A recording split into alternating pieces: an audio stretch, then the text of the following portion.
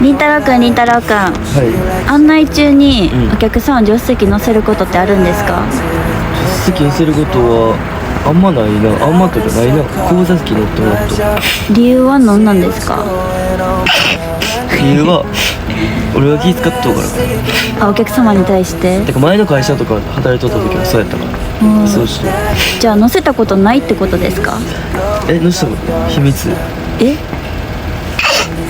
あと大丈夫ですか？